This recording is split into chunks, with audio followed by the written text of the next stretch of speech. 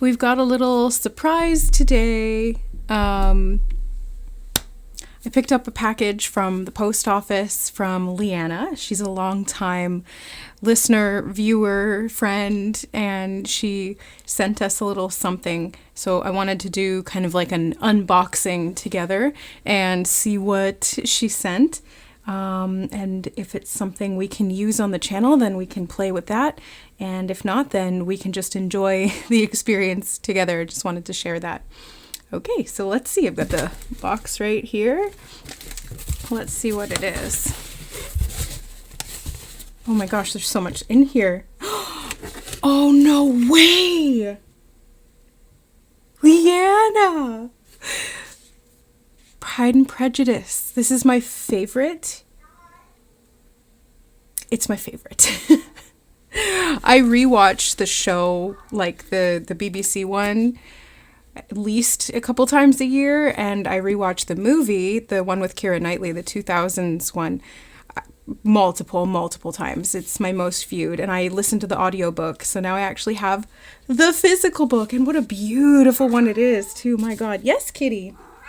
Kitty is here also saying thank you, Leanna. Hi, baby. Hi, baby. All right. Oh, I see some decks. Okay, I see some decks, so I'm really excited to see. Oh, no freaking way. No way. I didn't even know they made this. It's an Elder Scrolls V Skyrim tarot deck. That is my all-time favorite video game. Elder Scrolls, okay, so like Morrowind, Oblivion, Skyrim. I've been playing since then on my, back in like the Xbox 360 days. I still have my Xbox 360. Holy shit, Leanna. You literally put like all my favorite things of my favorite things in a box. I love you so much. Thank you. Oh, there's notes. Okay. Oh, there's notes. I think that goes with something else. It says, okay, this one says, love me a good romance. So that goes with the Jane Austen book. Me too. I love me a good romance. I grew up on Disney. That's what I was like bred on, you know? So like, girl, we love a good romance. And who doesn't love Mr. Darcy? I don't want to meet that person. If they don't love Mr. Darcy, we can't be friends. No, just kidding. I love everyone. But yeah, Mr. Darcy is, he's the real OG. And then with this tarot deck, it says, cause a tarot deck that's video game themed is badass. You damn straight, girl. It is badass. Like, how cool is that? I cannot wait to dig into this. I cannot wait to dig into this. Oh, we are definitely going to be doing a reading today. And then there's another deck here. Hold on. My hands are going to this one. What is this? Because you help us remember what we've forgotten. Harry Potter, another favorite. You literally put all my favorite things into one box, Leanna. You know me so well. It's a Remembrall pen. Again, I didn't know that they made this. And I just finished like my Harry Potter themed reading. How perfect is this? A Remembrall pen. I'm so glad I can help people to remember. Because I know what it's like to forget. ADHD? Anybody? So it's nice to be able to remember. And writing things down helps with that. Helps with that a lot. That is so cool. Sorry, did I show you? I don't even know. I'm just getting so excited. I'm getting too excited. Okay. Texas Strong. Oh my God, I love it. I've actually taken to collecting, I'm hearing series. What is that about? That's so random. I'm not even in channel mode, but that's just coming through. A series of something, a series of what? Texas Strong. And it's a magnet. What I was trying to say was I've actually taken to collecting magnets and putting magnets on my fridge. So how did you even know that? Thank you, Leanna. This one got a little ripped in transit, but it says, from my part of the world to you. Okay, so Texas. I didn't know that. Yay. Texas Strong. I'm hearing United Front. United Front. Okay. And what's this now? Harry Potter, because you illuminate the world around you through words. I'm hearing big ups. The Spirit's been saying that a lot lately. But thank you so much, Leanna. Oh my God. And it's a Lumos book, Harry Potter, like a journal. So I can use my Remembrall in my Harry Potter journal. Oh my God. I'm hearing for bright ideas, so I don't forget them. Do you know how significant that is in terms of symbology? The Remembrall pen to write down my ideas in the Lumos book, the illumination, the bright ideas. Oh my God. I just can't get over this. This is so... Okay, there's 2 more notes and they must have been attached to something else.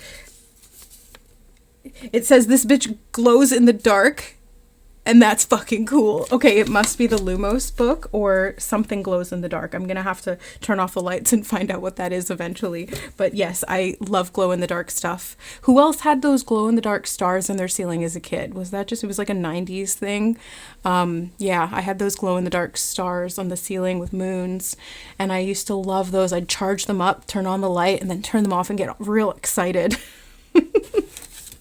There's another note here that's stuck to the bottom. Irish names are weird, bro. None are spelled how they're pronounced. I looked them up. Haha. Yeah.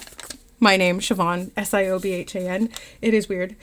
Did you write these with glitter gel pens? By the way, I just saw the shine off of the light. Glitter gel pens. Those are another one of my favorites from when I was a kid. I had many sets of glitter gel pens and just regular gel pens and all of that. We have another deck. Ooh, I love it. This deck is beautiful, and I can't wait to hear the wisdom you bring forth from them. Thank you so much, Leanna. Thank you so much. It's the fairies. Oh, yes, you know how I would love me some fairies. Fairies, Oracle deck, and guidebook. Wisdom, inspiration, and magic from folk tales around the world. I love folk tales. I love mythology. You've literally put everything that I love in a box. This is like me in a box. Me in a box. And then there's a card. With great power comes great responsibility. My favorite quote. One of my very top favorite quotes. It's from Spider-Man. Uncle Ben says it. And I think I'll save the card for me because I want to keep some things just for me and Leanna. But thank you so, and I don't want to put Leanna on blast if she doesn't want to be, but thank you so much, Leanna. You are such a great, grand, beautiful, generous, compassionate, thoughtful soul. I cannot say it with words enough, but I hope that you feel me, and I hope that you know how much gratitude I have for you and how much I appreciate you.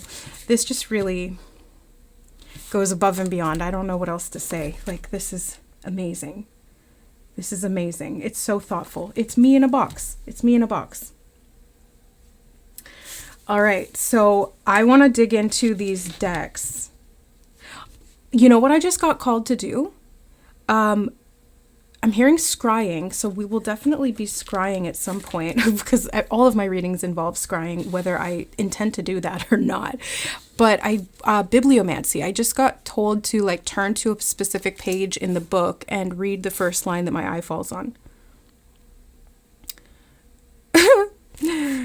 Mrs. Gardner. Also, the pages are so smooth and soft, and it's gold sheen on the side. What do you call that? Gilded edges. Oh my God, just the attention to detail is amazing. So it's page number 221, and Mrs. Gardner abused her stupidity. If it were merely a fine house richly furnished, said she, I should not care about it myself, but the grounds are delightful. They have some of the finest woods in the country. That's the quote. And it's in context, so I'm being called to reference the context here because this feels connected. I remember I did a channeled message, I think it was in the Nyx reading or one, I can't remember which, I never remember which readings are what messages come through because as soon as they're done, it's like they're out of my brain. But there was a reading that I did and I was shown an empty room that was being furnished with all of these lavish things. And so the context of that quote from Mrs. Gardner is Elizabeth being distressed, and she felt that she had no business at Pemberley and was obliged to assume a disinclination for seeing it. She must own that she was tired of great houses after going over so many. She really had no pleasure in fine carpets or satin curtains. And so basically what they're saying here is Elizabeth is like, I've seen so many nice houses. It's like they get kind of boring. She wants something more purposeful, more intentional, more fulfilling than just like a nice, pretty thing to look at. And Mrs. Gardner is saying, yes, like it was a fine house, but the woods were really nice. Like, it's not even so much about the furnishings that were so richly appointed and adorned, but they had a really nice woods all around. It's like appreciating the wilderness and the nature, the beauty of nature. So I think that, and I'm getting the word summers popping out at me from a line lower down here. It says, what was the name of the proprietor, and with no little alarm whether the family were down for the summer. So something about summer and finding something. I'm hearing practical details. That's been coming up a lot as well. Texas strong. United front. Technical, something about technicalities. Okay, where do you want me to go first? I'm feeling guided to the fairies deck, and it's already opened, so I want to see. The unicorns have been coming up a lot lately, and I consider them part and connected to the fairy realm. So let's go into this fairy deck. I'm going to have to cut this open. I think I have some scissors here. Yes, I do.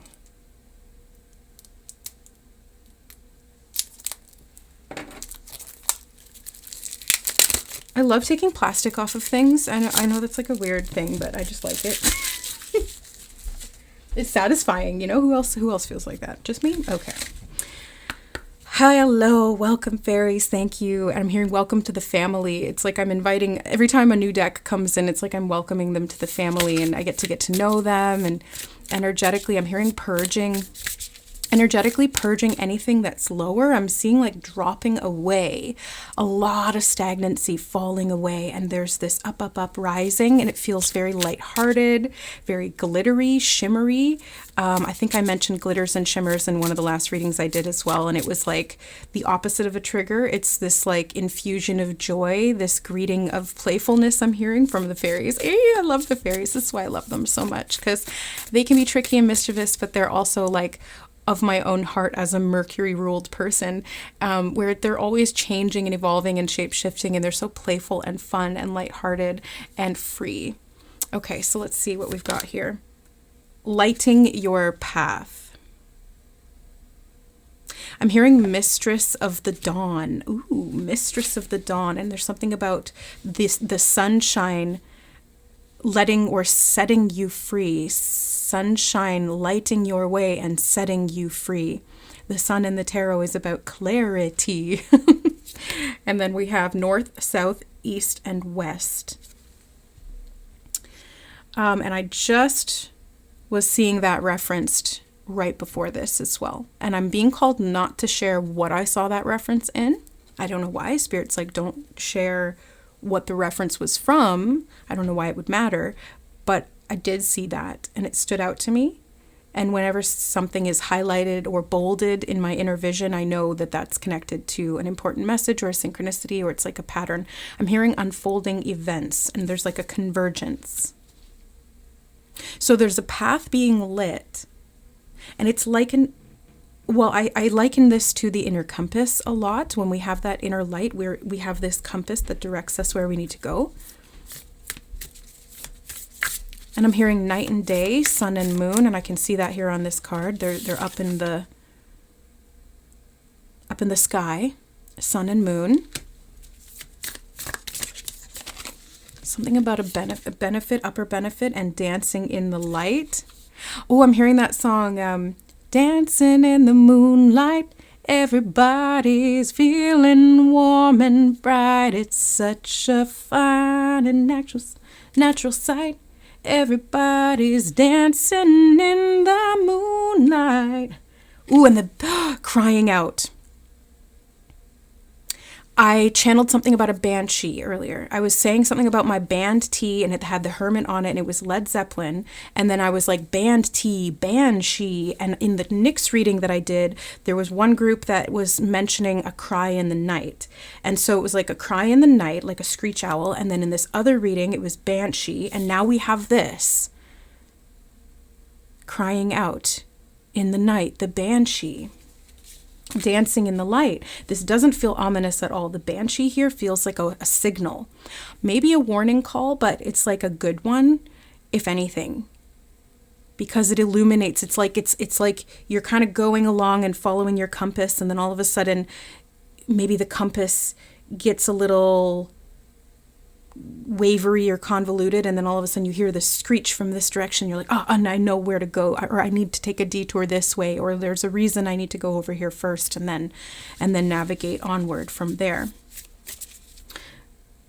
Overflowing wealth is also on the bottom here. Okay, let's go to the Skyrim deck. I'm so excited for this one. Again, I gotta take off the plastic. Like, just satisfying, isn't it? I don't know. It is. Like unsheathing a sword, except for my sword and my magic is here in the cards. Well, it's here, but it's here.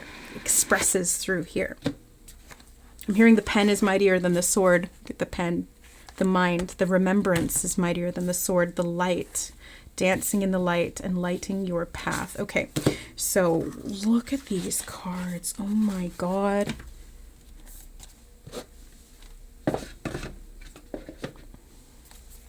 Something about missionaries is coming through. I'm just hearing something about missionaries. I'm not sure what that's about. Okay. Let's give these a good shuffle. I like the way they feel in my hands. They've got like this sort of matte, I didn't mean to knock them, but they've got a matte sort of feel to them. Matte, the name Matte, is that significant? Oh, a card just fell into my lap. The Fool. This was on the bottom of the deck, and I was like, I saw that and was going to shuffle it in because it's the first card of the tarot. It fell in my lap, the Fool. And the last reading we did here, where the card Success literally fell into my lap, we were talking about the comic and the jester, and in this one he is looking like a jester. And I'm hearing at arm's length. Something's approaching. From the west, I heard, from the west. In something about the medicine wheel. Look up west on the medicine wheel. What does that direction represent? I can't remember. Is it emotional healing? I'm hearing great white buffalo. I would have to do some research into that and find out what that's talking about. Great white messenger. Something about a great white messenger. White whale. Great white shark. I'm not sure. Great white. The great white screech owl. Another one fell into my lap. This is significant. When cards fall on the floor, on the desk is pretty common. On the floor is very significant, and on the lap is the most significant because it's literally a message falling into your lap. The floor is something that needs to be grounded, or it's ultra powerful, or it's like the foundation beneath something here. But the lap is like, this is very personal, and I'm hearing something about projecting into the future, and it's very like, it's present. It's like right now. Four of Voices. I'm assuming that's Four of Swords. I would have to get to know this deck a little bit better, but Four of Voices feels to me like Four of Swords.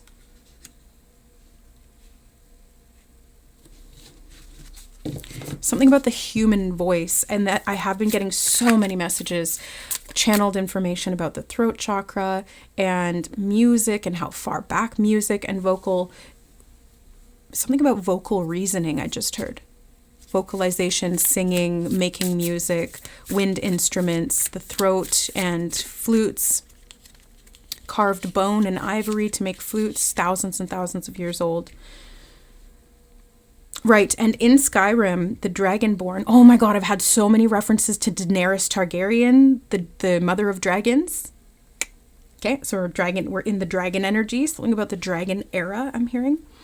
And it's like a roar. Now, in Skyrim, the main character you play is the Dragonborn. And so you're like this ancient soul that carries this ability to absorb dragon souls and to be able to use your voice to create dragon effects or dragon powers.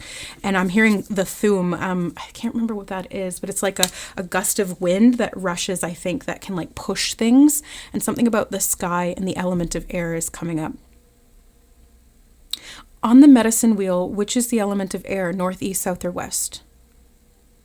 And I'm hearing west is best. Something about west is best, at least for now. Now we have the 10 of lockpicks. Maybe lockpicks is... No, this one feels more physical to me. I'm going to have to look these up in the book. Hold on. And then we have the Queen of Voices, Queen of Air. I think, anyway. She feels like it to me. Let me check the book. Okay. Yeah, I was like, this feels more physical to me. And I was right. This is earthly materials and laborious pursuits. It represents finances. So this is pentacles in this deck. The lock picks are pentacles. The suit of voices represents emotions, relationships, and imagination. The members of its court, represented in our deck by the graybeards, are creative and harmonious. It corresponds with the element of water. Oh, so Queen of Voices is actually not the element of air. It's not swords. It's cups. Oh, okay. So spells are fire, which is wands. Lockpicks are finances. That's pentacles. Suit of arms represents wind, so that would be swords. And then the voice is water. Ah, that's interesting that they chose that. And the graybeards are like the wise ones who sit up on the mountain. They help the Dragonborn to realize his full potential. And they see his full potential. Interesting. Okay. All right. So the 10 of Pentacles, the 10 of, I'm gonna use the actual name. It's the 10 of lockpicks, and this is connected to the Thieves Guild. And I loved the Thieves Guild missions and all of that. Like, you have to be very sneaky, and you need a lot of skill to do Thieves Guild missions. You know, it's not a lot of like brute force and attack like the Fighters Guild. You kind of have to move in cover of darkness. You need to be deft of hand, light of foot, skilled of mind. And I see this as like a treasure trove. And yes, the Thieves Guild is about stealing, but I'm not reading it in this way, especially with this deck. It feels more principled. It feels more hardworking. And it even does mention it here in the guidebook. It says that Thieves Guild are hardworking and reliable. It corresponds with the element of earth. And it feels to me like this is almost like going into some trapped dungeon and using the skill. I'm hearing master locksmith to be able to like forge a key to a mystery lock, to unlock that gateway, that door, that portal into this. Something about persuasion is coming up as well. That would be more mercantile in the game, but being able to persuade the door to open for you because you have the master key and you can forge that within yourself. Getting through that door and then getting to, I'm hearing the antidote, and that's the treasure. Now the 10 of Pentacles in the tarot is the culmination of a lot of really long, arduous, hard work. It's the full potential finally reached and achieved. It's the legacy, and it's the finality to it, where you're able to sit back and enjoy the pleasures of the fruits of your labors, and be able to pass that on to the next generation and the next generation and the next generation. So this feels like something that you've been pursuing very intentionally for quite a while, or that we have been collectively. And I'm seeing the Queen of Voices here now as the Queen of Cups with the 4 of Cups. I'm hearing mission achieved. Okay. Mission achieved. And they're showing me the Fool card again, and they want me to read it. So let me find that. It should be right here. Yeah, it is. The Fool represents the beginning of a journey and the desire to accomplish a great goal. And I'm hearing you've accomplished it. Like, you've accomplished some kind of a great goal. Like the Fool, Cicero journeys to Skyrim in order to find the last Dark Brotherhood sanctuary. His goal is to find a listener who can speak with the Night Mother and carry out her murderous desires. You may be starting a similar journey in your life, though perhaps with fewer assassinations involved. Yeah, the Cicero is one of the members of the Dark Brotherhood, which is like the Assassin's Guild, basically. Another very stealthy. Again, you have to have very high level stealth skills, shadow skills, being able to hide under cover of darkness. That came up a lot in the Nyx channeled messages reading, or I felt that coming through there. So upright, though Cicero's beliefs may be dark in nature, they carry him forward without hesitation. So too must you begin your journey. Allow your belief in your goal to guide you into the unknown. The goal that lies ahead will be well worth the effort. So the goal that lies ahead feels like it's this 10 of swords. Sorry. 10 of lockpicks.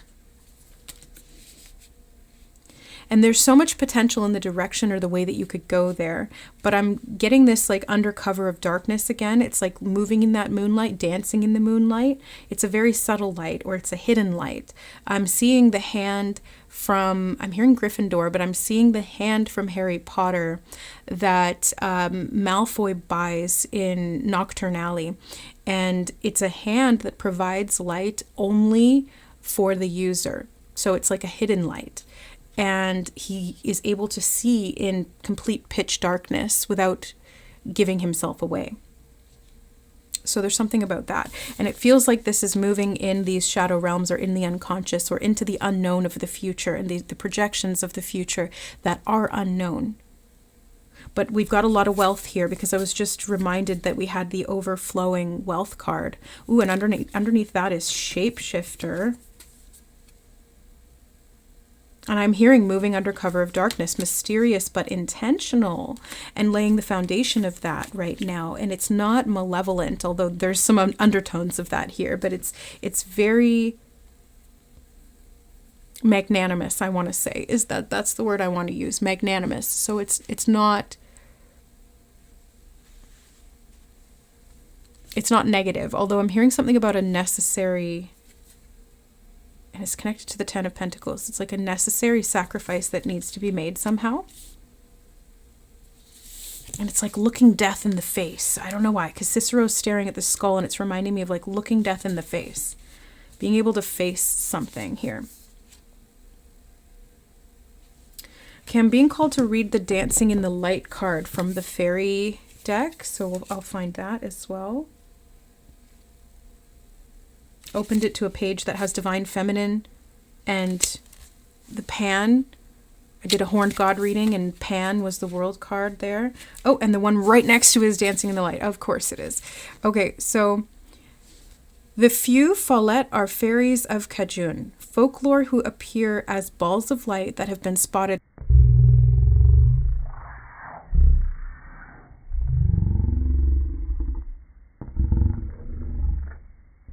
repeatedly over the marshlands of Louisiana. Known as swamp fairies, the few Follett are only visible at night. Many claim to have seen these fairies with their own eyes as phosphorescent orbs flickering through or across the bayou. But there is discrepancy as to those fairies' intentions. Some say they are the spirits of loved ones. Others warn that they lead onlookers astray, luring them into the water where they ultimately drown. The few Follett vary in size but are consistently described as dancing on the water. When this card is drawn, turn on some music and do a little dance, even if you feel silly. While showing off your moves, remember that you too are filled with light. So there's something of like a temptation to move in a direction that may be challenging or difficult. I don't feel malevolence here at all. I don't feel any ill intent or negative temptation. It just feels like it is kind of pulling you in a direction that is challenging, but you're meant to move there because you're facing the shadow, or you're meant to look at that thing and move in that cover of darkness because there's an exploration of the shadow. One of the last readings I did here as well was the Nightingale card came out, and we were talking about a lot about music, and again the voice that I was mentioning earlier, but dancing too, and being able to dance with I'm hearing dance the dance of life. Spirit's been saying that a lot too. Oh, sorry about my hair. Just dance the dance of life. I keep hearing it dancing in the moonlight. Dancing in the moonlight. It's page 35. 5, 6, 7, 8. It's giving me 8th house vibes, you know, like the 8th house in the natal chart, 8th card in the tarot is strength. But yeah, 8th house. Very dark, mysterious, hidden, unknown. There's temptation there. It kind of lures you out of your comfort zone, or something about a course of action causes you to face death, the unknown, transformation, fears, the taboo, the unspeakable. Okay, let's keep going. I feel more here from, yeah, there's one. The 10 of voices, 2 10s as well, 10, 10. So 10 of cups and 10 of pentacles, the 2 best 10s in the deck to get. So it's like you're being lured in, and I'm using that word intentionally, lured, like come this way towards something that's challenging, but it's preparing you for the best, not the worst. But you might expect the worst. I don't know why.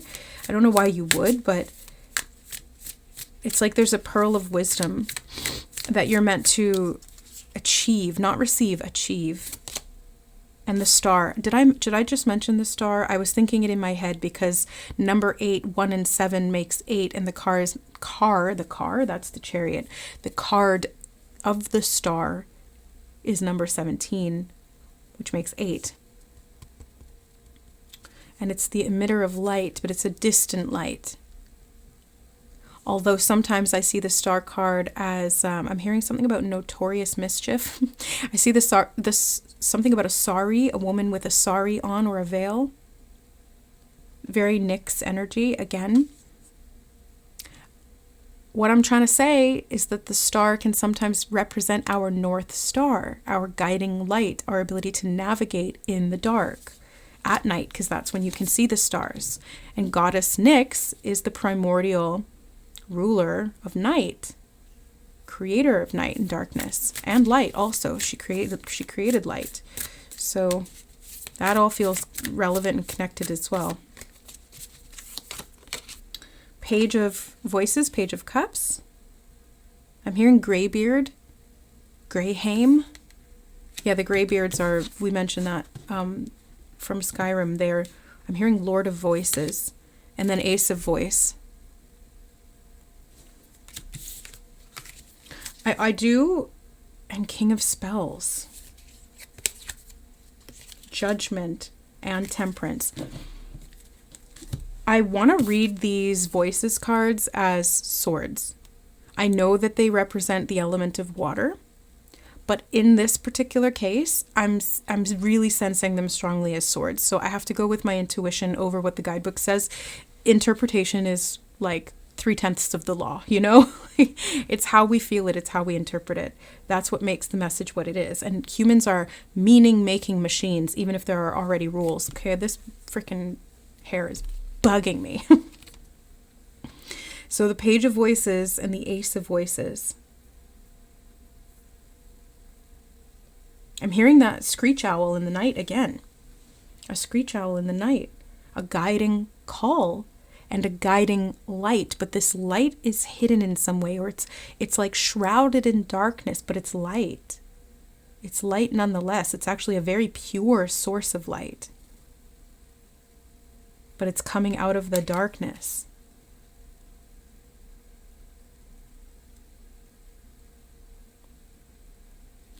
Okay, I think, yeah, I'm going to read the King of Spells. King of Spells, Savos Aran. The King of Spells is an experienced mage and capable of powerful magic. He honors those who show great promise and will aid your journey in discovering or mastering a skill. Look toward his work as a shining example. Okay. And what are spells again? Suit of Spells represents adventure, creativity, and inspiration. The members of its court, represented by the Mages Guild, are courageous and passionate. It corresponds with the element of fire. I'm hearing something about softness and soothing and self-soothing, and it's like through magic. Something about a court of thorn and roses. I haven't read those books. I know that they're like sort of dark fantasy, or not even necessarily dark fantasy, but I know that they have to do with fairies. Something about the courts of roses, the courts of thorn and roses, but I'm seeing moon and sun. Courts of the moon, courts of the sun. Again, I have not read those books. I don't know what they're about, but there's something about that. And I'm being shown glass shattering. Breaking the spell on something. Breaking the spell. Something about a force field. And I keep being shown shattering glass. It's like a release. Something about broken glass on the ground, and I'm being shown Die Hard when he's barefoot. I'm a barefoot cop. There's glass all over the floor and he has to crawl through it or walk through it in some way. It kind of feels to me almost like walking through hot coals. It's like, this is a test. How tough are you? How much grit do you have? Can you follow the path even when it gets tough, even when it gets painful, even when that guiding light is shrouded in darkness and there's a lot of fear that's kind of like lingering under the surface, but you know what you need to do. And I'm hearing you've done it. So maybe you've already been through this. Maybe we've already accomplished it, or we've already done it. Feels like that's why the spell is broken, is because it's like this, it was almost like a spell of fear. And I'm hearing self-determination. It's like fear of, I can't handle these things, or life is going to throw the worst things at me and I'm just at the whim and or beck and call. Something about Beckett, Cutler Beckett from, I'm hearing Captain Morgan, but spiced rum. Well, both of those are references to, I'm hearing freedom. Both of them, Black Pearl. Yeah, okay. Oh my God. Can't even get the freaking words out. Those are references to Pirates of the Caribbean. The movies. Jack Sparrow. And I'm hearing the sparrow flies free. And breaking the curse or breaking the spell. Curse of the Black Pearl.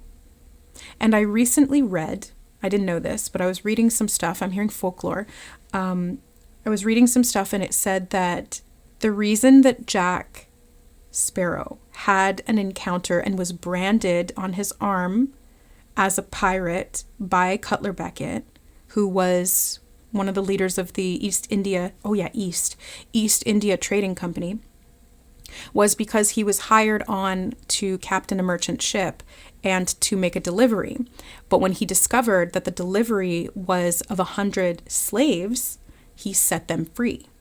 And so he was branded a pirate because in the eyes of the East India Trading Company, he had stolen. Like in the eyes of the government, he had stolen, but he was doing what was right. And that's also why when he encounters Davy Jones, who was the one who helped him resurrect the ship that was sunk after he released the slaves because he loved that ship so much. It's like his punishment for doing the right thing was that his favorite ship got sunk. So Davy Jones helps resurrect it. And then Jack had to repay the debt of resurrection of his ship with 100 souls. Ironic, isn't it? That he now has to enslave 100 souls because he saved 100 souls. So it's like, but I'm hearing breaking the spell, and it's like, but he doesn't. He finds a loophole, he gets out without that, and he doesn't have to become Davy Jones because he had initially thought that was his way out, was to stab the heart. Okay, so this is a lot of stuff to say that there's a curse it's past tense, I'm feeling that strongly. I can't even say is being because it has already been done. The curse has been broken. The spell has been shattered. And I'm hearing the witnessing effect. It's like it has been witnessed. It has been stamped of approval by spirit, like God has witnessed it. I'm hearing God is my witness. And yes, they are. Spirit, God, Creator is your witness. They've witnessed and approved of your pursuit. And now the mission is taking on a new form. It's shape-shifting, it's transforming, and it's moving in this other direction. And it feels like this other direction is much more prosperous. It's overflowing with wealth. And it's not a wealth that's simply I'm hearing something about a diagram, and like the diabolical plan is over. Something about a dodecahedron. I'm being shown like myths and mages, the mages table. Dodecahedron is a type of dice that they use in Dungeons and Dragons. Here we are back at the dragons again. And something about a misspelled truth. Misspelled truth. What would that? Ruth. Truth. Ruth. The roof? In a rut. The truth is that you were never in a rut. And you're free now. And I'm being shown breaking chains. Yes, the mother of dragons, breaker of chains. And she released people from slavery too. I forgot about that. That's why the reference to Jack releasing the slaves came out. But then I can't remember what happened in the rest of Game of Thrones. There's another one, Thrones, Throne of Crowns and Roses, or Thorns and Roses or whatever. And then she's in the series Game of Thrones, A Song of Ice and Fire. And she's the breaker of chains, releasing all of these people from slavery. But then she goes to Westeros and she kind of becomes enslaved by, I'm hearing dramatically, this idea of power. None of us really liked the ending of that series, did we? I sure didn't. I thought it was really unfair, and it just didn't work. Like, it just didn't work. The timeline didn't make sense. The motivation didn't make sense. And it was just not great, but we won't talk about such things. She who must not be named, Daenerys Targaryen. But I'm hearing overthrowing the ruler, and something about the kings that were, and and I just split the deck and the Divine Feminine card came out. Okay, so yeah, that was referenced when I tried to open the book to look for the Dancing in Light. So these two are connected, the Divine Feminine. And it's like there's a new path that's unfolding for this Divine Feminine, and it feels like freedom. It feels like a lack of enslavement, which is really just freedom. But I don't know why it's coming through as a lack of enslavement. And I keep hearing purposeful pursuit and pushing forward. And that's like the wind is at your back, pushing you forward. And it's like whistling through your veins, and it's coming out as a song. And like people are dancing to that song, or you're dancing right along with them. And that great white buffalo is here again. And it's filled with light. It's magnificent. That word keeps coming through. Magnanimous, magnificent. Something about Maleficent and Aurora, the sunlight. And she's Briar Rose. Her Aurora from Sleeping Beauty is nicknamed, her alternative, like her alter persona is Briar Rose, even though her actual true name is Aurora, Princess Aurora. And Maleficent puts a curse on her that she'll prick her finger on the needle of the spinning wheel and die by the age of whatever, 16 or something. So again, I'm seeing this like curse being broken. The curse is broken. Sort of, something sort of, but Lord of Wings or Lord of Stars. The Lord of singing the spell undone. And I'm hearing the war is won. Okay, I want to go in with one more shuffle here in this Skyrim deck. Something about a barrier, and it's like being overcome. Yeah, another more Two of Cups. Two of Voices.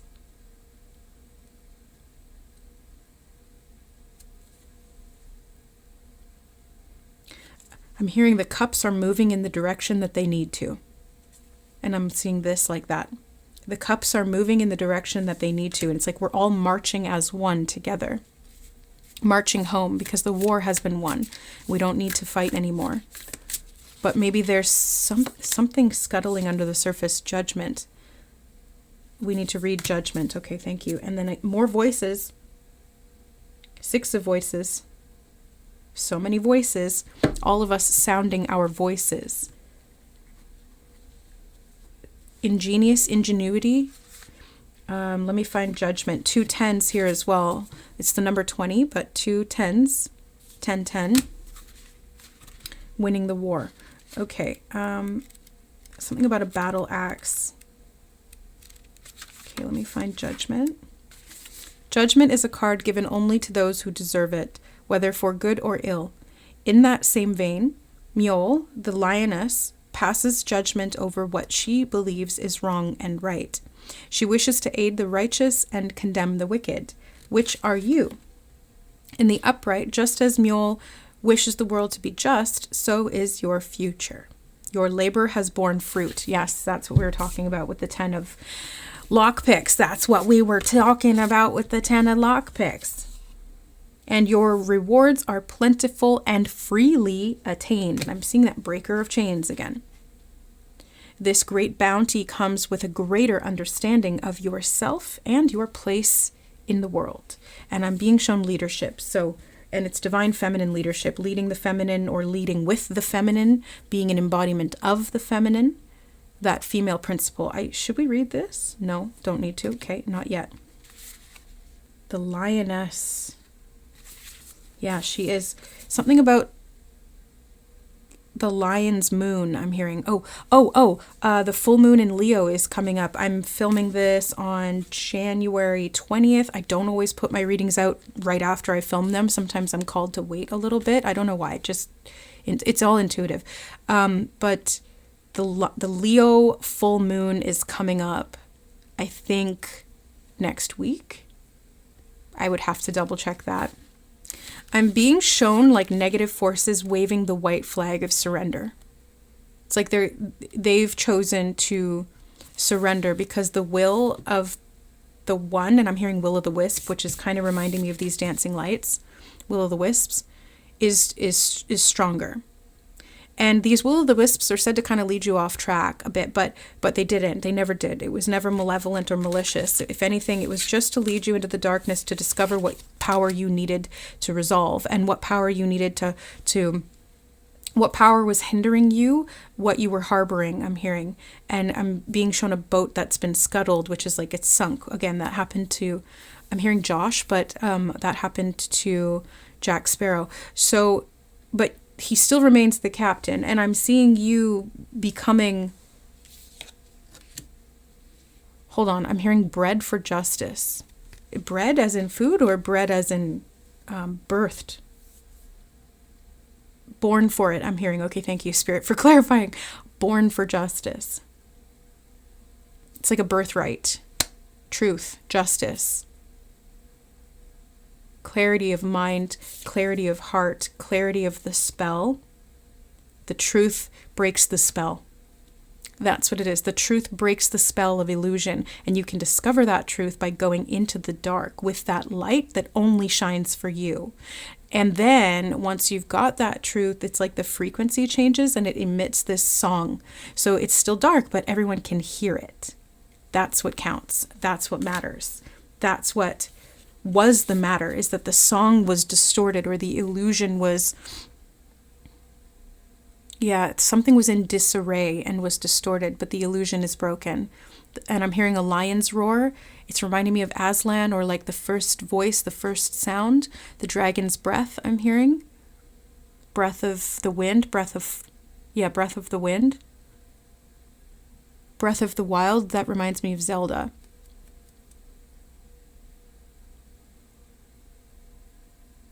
Something about 2 takes its place. 2 takes what place? The guardrails. I'm being shown guardrails.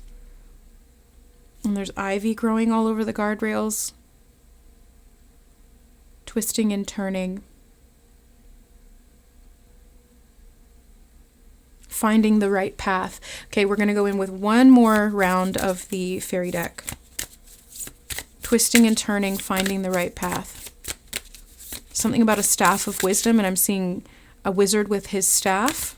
That's like his power, how he channels his power out. The great magician, I'm hearing. Okay, and there's divine feminine again. Maybe time to read it, but there's something behind it. Hold on. There's something behind it. What was 1 is 2. Wayward paths. That's what I was just being shown. That's what was just channeling through. It's like kind of a roundabout path here to get back to the feminine, but it works. Something about it was worse. There was like little gremlins I'm being shown. Gremlins or gargoyles. Dragons help to breathe life into the gargoyles. Like life of breath. Aslan breathes on the stone and it comes back to life again. The breath of life. Okay. We're reading Wayward Paths and then we're going to close the reading. Okay. Wayward Paths. The Gwylian, I'm probably mispronouncing all the Celtic words, but yeah, that's what we do. The Gwylian are fairies of Welsh folklore who have, okay. The Gwylian are fairies of Welsh folklore who have been said to haunt desolate roads, leading travelers away from their intended path, often toward danger. The reason they do this is unclear. Their cries can be heard echoing throughout the Welsh mountain ranges at night when they're most likely to appear. Try to catch one and she'll vanish. When this card is drawn, stay alert. I'm hearing that warning call and that screech in the night again. Distractions could be lurking, and while they're probably harmless, look out for, I'm hearing harness. Look out for anything or anyone vying for your attention when they don't deserve it. Your time and energy are precious. Do what you can to protect them. Having pulled one of the more malevolent fairies in this deck, consider doing some kind of spiritual cleanse to recenter, whether that's saging your home or meditating. Number 41, 5. Ooh, my throat just got really tense all of a sudden.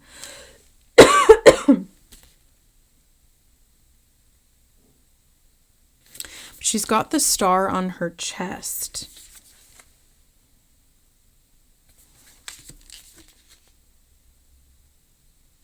So we do have some themes here about being led astray, going off the path. But I just keep getting that this is what breaks the spell. It's not about going off the path. It's not about going into danger. It's like going into the unknown and being able to trust your intuition and discern where to put your focus, your energy, your time, and what direction you're moving in. And it's like you're not under any predisposition towards pushing in a direction that doesn't feel right. And so even if something calls you in and leads you astray, it's not actually because it's leading you to what is right for you, because maybe you were already being led astray by something that seemed too like glittery and gold and it was like precious, but it's like this false power. And something about the magician's tricks is coming through as well. The magician's tricks and like this mercurial magician, trickster, shapeshifter type energy. And I feel like you've mastered that, or you're mastering that. Master of the machine, I'm hearing. And I split the deck and the moon card is here, yeah. Nyx, goddess of night, the moon, the unknown, the shadow realms, moving into those shadow realms with confidence and clarity because you know what's right. Because you move by starlight, not by moonlight.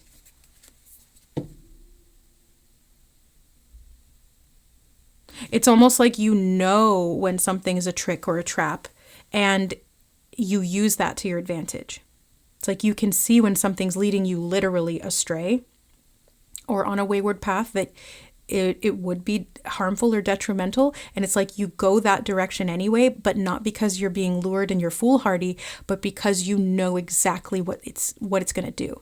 And not that you want that, you know how to avoid it. It's like when you get to the end of the path, you're like, haha, joke's on you, trickster. Joke's on you, distorted hag, witch. Like, I don't know. You're able to reclaim your power. Destiny in the destination. I'm hearing destiny in the destination.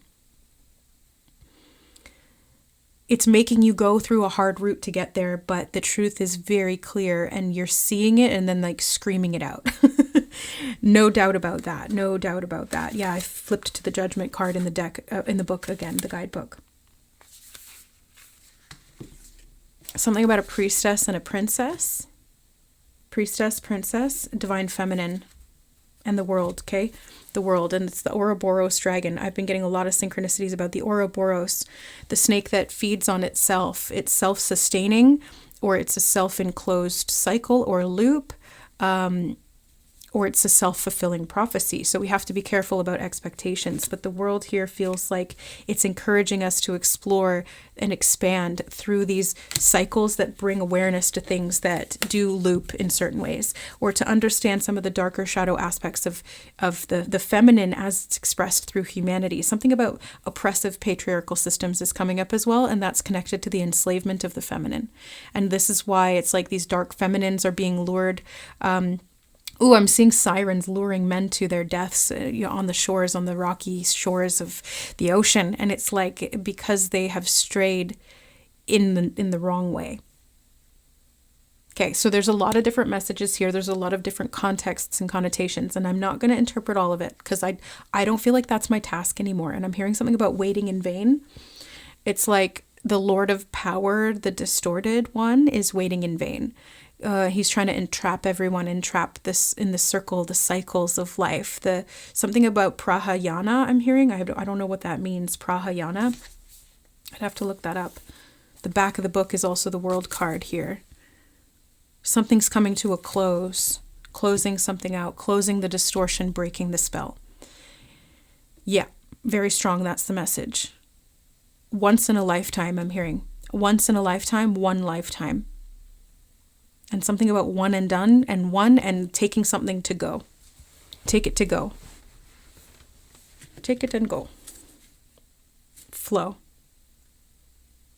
Okay? Oh, I was going to end the reading, and then they told me archetypes. Something about a blessed cause. Blessed cause. What's the archetype here? Something about Cicero's coming up again. The fool, the jester, the joker, the trickster, the shapeshifter. Something about a drug and a dragon. And we have the hunter. Shadow hunting. I'm being shown on the bottom, the creator. Shadow hunting. Shadow hunting. Wow. I'm hearing the fox is the magician. And the riddler, I split the deck and saw that as well. So the hunt. Something about the wild hunt. The wild hunter, and it's a purposeful pursuit.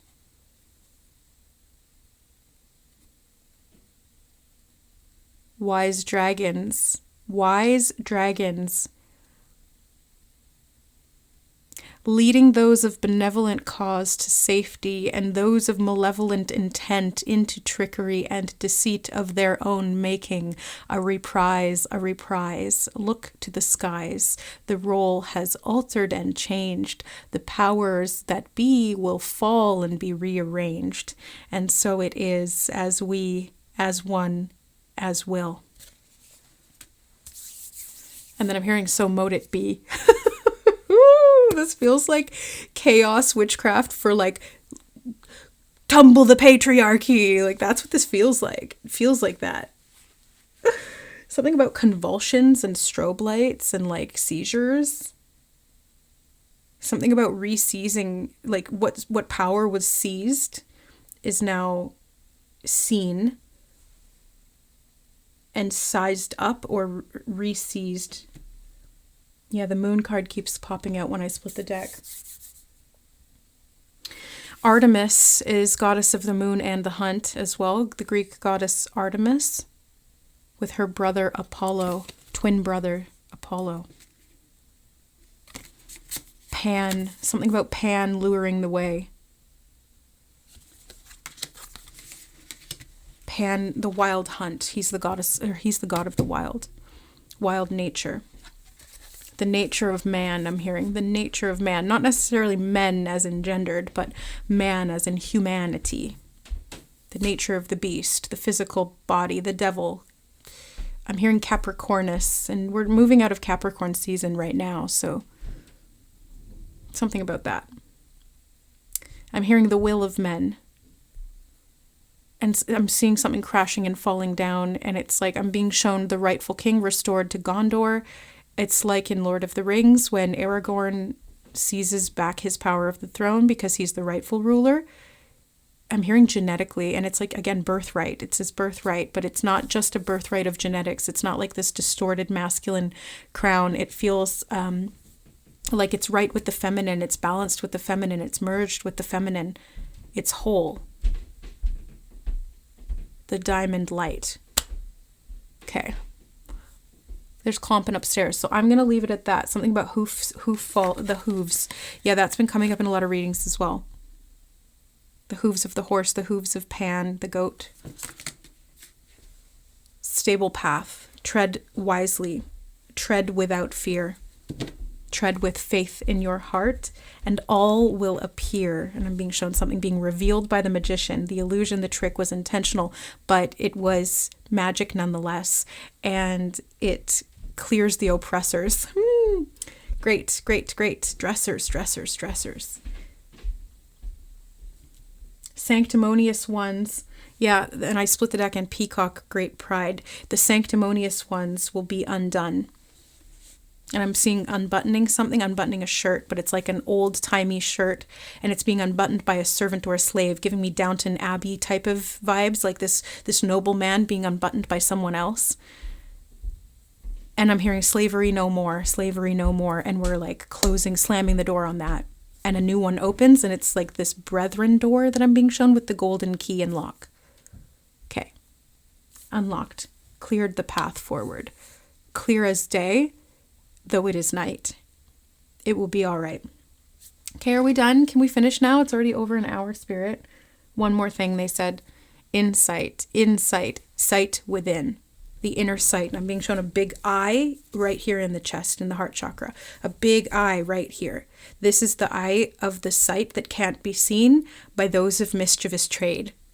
That's what Spirit said. This is the eye that can't be seen by those of mischievous trade. Okay. Can't be seen. Oh, and I'm being shown this dragon. Beautiful dragon. And as the flame burrows, I'm hearing burrows in its chest, it evokes the light from within. The rest is still unwritten. And then I heard the song, the line from the song, what is that, Natasha Bedingfield or something? The rest is still unwritten. What is that song? Now I'm hearing na na na na na na na na na na. I don't know what that song is either. I'm being shown a chest of drawers, pulling out the drawers. Something hidden under the socks, like you put stashed money away under the socks in the sock drawer. And I'm hearing foiled or unfoiled, and something fulfilled. Having purchase fulfilled. It's connected to the two of voices. A cry for help or support. I'm not sure. No, that doesn't feel quite right. Something, the cup is filled. Both ends of the sequence. I'm being shown two sides of telomeres, the caps on the end of DNA sequences. And rights fulfilled. Something about what was spilled, and I'm being shown that like blood was spilled, or what? Something spilled. And the rights are the right person is being billed. So it's kind of like it feels like energetically, I don't know if this is for you, whoever's watching this, or this is like a very collective, very large sort of enmeshed energy reading in terms of the collective unconscious or the collective history or narrative, something about storylines, but it feels like somebody was set up to take the fall, like as a patsy, like, oh, this person's super innocent. We'll just put them there as the person who's going to take the fall for the karma or the injustices, or like they did everything bad. Yeah. And we're just going to lead them down this path so that they don't know what's going on and they're going to take the fall. Because they're so gullible or innocent, the fool, right? But really, it's kind of like the person doing that knows that the evil people are setting them up, and they're setting them up. Like, it's giving me I'm hearing Game of Thrones. It's like a power play of some kind, but it's like playing chess. It's like they're like, I know what move you're gonna make. I'm already 10 steps ahead of you, and I'm gonna make that move so that you can't take my queen. The most powerful I'm hearing card in the deck, the most powerful card in the deck, but it's the most powerful. I'm hearing horse on the field, and I'm being shown knights on the chessboard and the queen as well. And she controls them. And, but it's reminding me of I'm hearing the story of the fallible, but sorry, there's just so much channeling through. In How I Met Your Mother, oh yeah, the dragon mother. In the show How I Met Your Mother, Barney Stinson works as a please man, where he just signs all the contracts as kind of like a patsy or a fall guy. If the company is held liable for something, it's all on Barney's shoulders. He gets paid a shit ton of money to do that. And the company thinks that they've got him, right? But the whole time he's been working with the feds or like some agency that upholds justice and the law. And so he's actually been more like an informant the whole time, or a double agent. And so when they try to persecute Barney for the things that he signed, he's actually like, oh, flipping the script, and you are held liable for what you have done. Like the company is held liable for what they have done, instead of having this patsy take the fall. So he was never a fool. He just played the fool. And that's the trick. And this is what reveals the illusion or the truth behind it. And the distortion is corrected. I'm hearing something about her. It's feminine energy. The distortion is corrected. The truth is revealed. All that was concealed is built strong. And I'm hearing built strong, built Ford tough, built to last, Texas strong.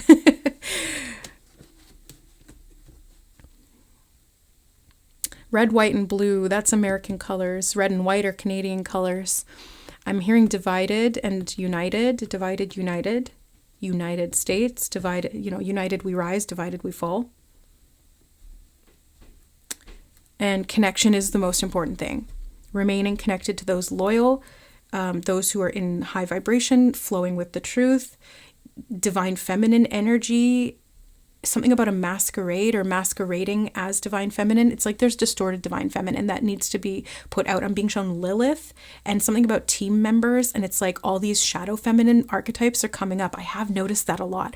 A lot of shadow feminine stuff has been coming out. And it's like ruling the playing field right now to eradicate this distorted feminine that has been built only to please the masculine. Yeah, like Eve energy versus Lilith energy.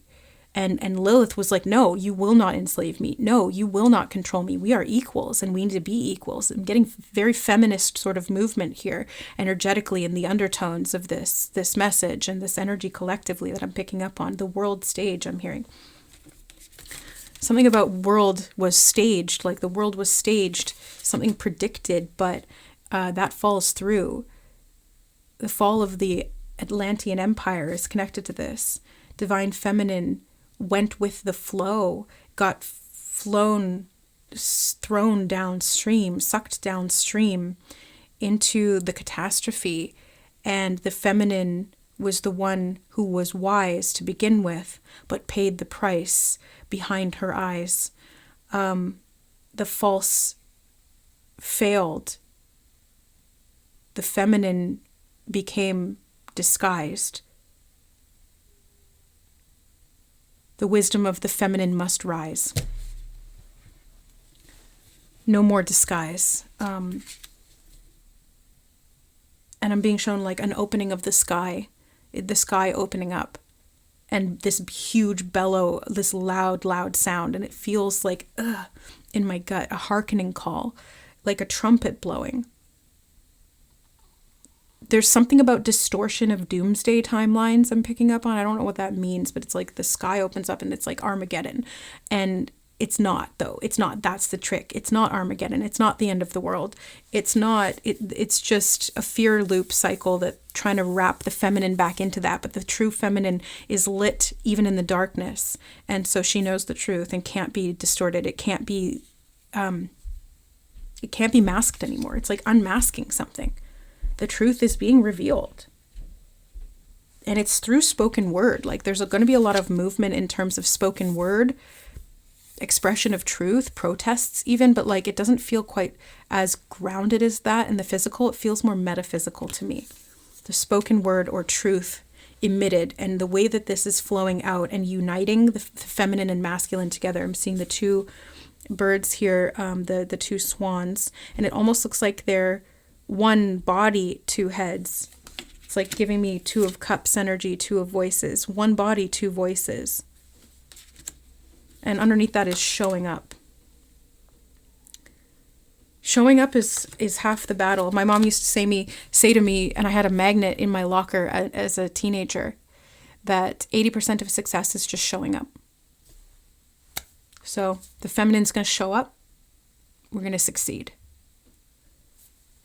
That's all we need. That's all we need to know. And something that the painful power recedes. So the wayward path was intentional all along. Wow, what a surprise. What a gift.